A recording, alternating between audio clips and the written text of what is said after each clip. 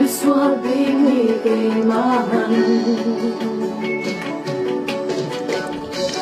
Azong sarin nakarwa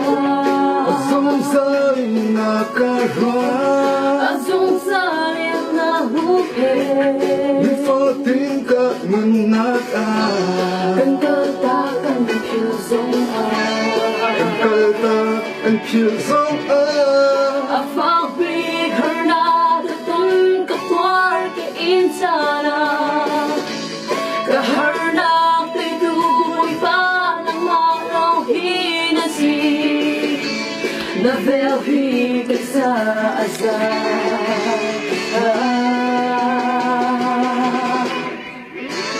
Wapi asur kamun nakaboy pa at dahil siyang no Tinitog kay siya ang siyang boy pa kanong naka Siman sila ko umpisa Nangangna ka ngay Kachilay lo sa ikaw kang nansi Tinaboy na si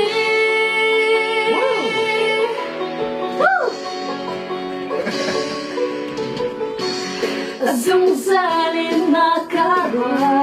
Azong sarin nakarwa Azong sana kahupe Lifating ka ngunaka Kan kalta kan piu zong Kan kalta kan piu zong Afak big herna Katun katwar kay insana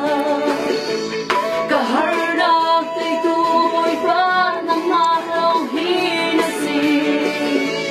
Na velhi kay sa azar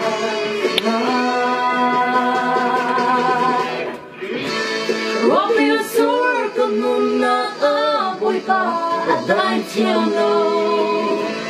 Tinitog kay siya ang siyang boy pa kanong naka Siman sila ko umpisa Nangangna ka ngay Kachilay lo sa ikaw kang mansi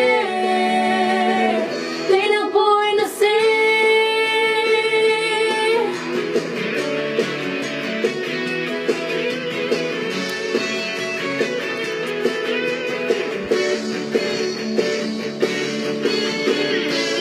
Afak big herna Katun katwar kay insana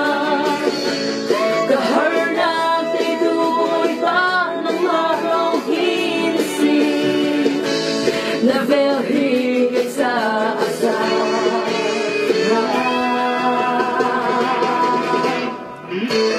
Wapi asur kanun nakaboy pa at dahil siyang no